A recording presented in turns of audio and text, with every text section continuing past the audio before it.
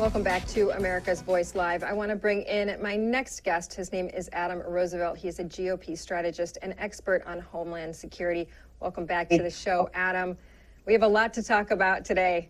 And I know everybody wants to hear about what happened at the Capitol. I want to talk about another story first, and then we'll get to that, because I think that this is something not a lot of Americans have heard, but multiple air traffic controllers in New York heard a chilling threat Monday on audio obtained by CBS News.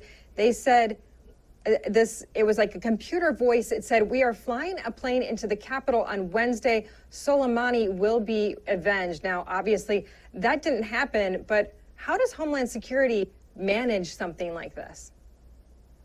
First I'll say thank you for having me on. This recent anniversary for General Soleimani, who was killed in the attack here January 3rd, marks really the anniversary. So we don't currently know if this is labeled as the Iranians being able to carry this out. So some sources are saying that this is not a credible threat. I will tell you that the Homeland Security folks, their authorities are focused here in the homeland. So really this is a DOD, Federal Bureau of Investigation. Those folks would be working together to determine if this was an intelligence threat, using our intelligence to determine if this is a threat or not, and then working with FBI really to see if we have assets on ground, if possible, to determine the accuracy and the validity of this threat. We did see Hillary Clinton come out yesterday and tweet that the president is very close to a war with Iran. Do you believe that to be true? Is there a concern that Iran is a big threat right now when it comes to war with the U.S.?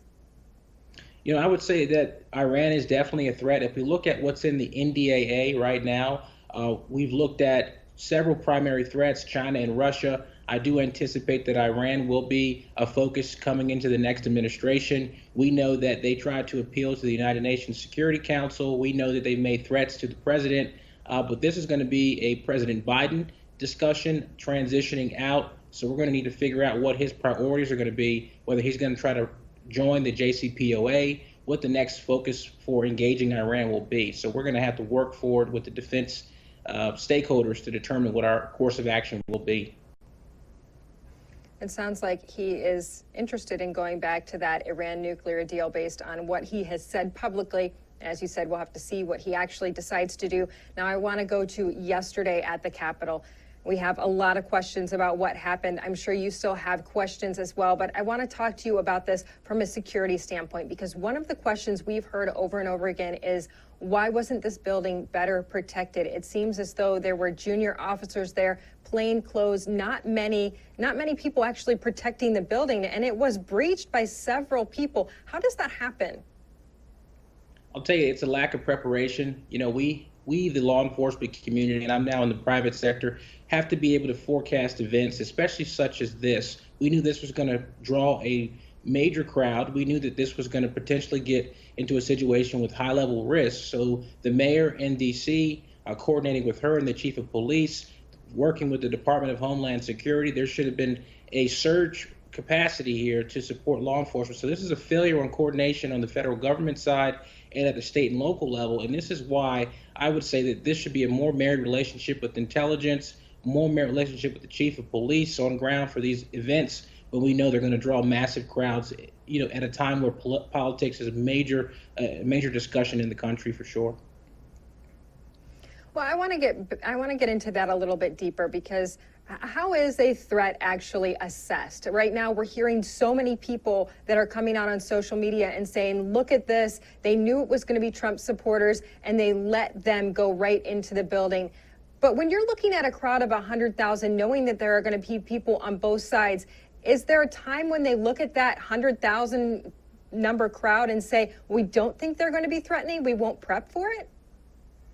It's a great question, and I'll tell you from just a lawful assembly perspective, the group would have to submit, to the state or to the government a permit request, which would then be approved, which comes with resource allocation for law enforcement. So in that application, essentially, it asks how many people will be assembling. That would draw the attention to the law enforcement to provide resources on the ground, ensure that there's emergency staff in the case that there are these type of threats. So really, this is why this is a failure on the law enforcement perspective, with unity of effort here across the federal, state, and local. And this should have been prevented, and we had the resources in-house to prepare to deter any threat for sure.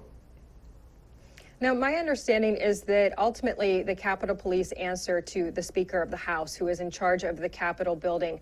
The Capitol building, it seems as though the Capitol Police, what we're hearing is that reports are confirming the Capitol Police were the people who shot the woman and she died in the Capitol building. So obviously she is committing a crime by breaking in there. But why aren't we hearing more from Speaker Pelosi about what happened, the death, and why they weren't better prepared?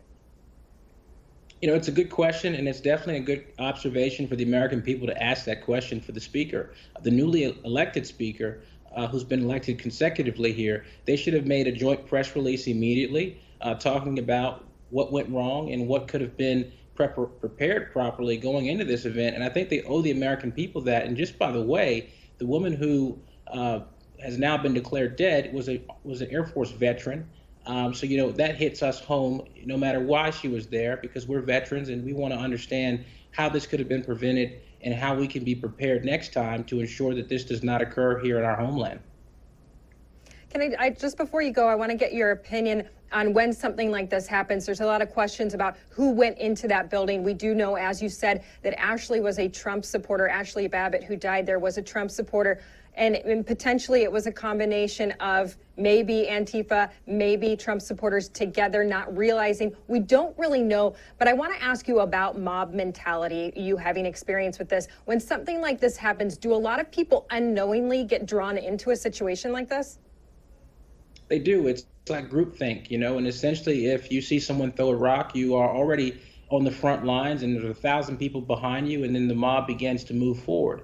So it's very difficult to get out of the situation, and there's not really a training lesson for your average citizen to know where to go, what to do. So they just go along to get along in these particular cases, and that's why we have the current situation that we're currently looking at right now. I don't think she intended to be killed at the very end of this. I think she intended to go to a protest, and then somehow, some way, this led to a catastrophic event that has now attacked the core of our democracy.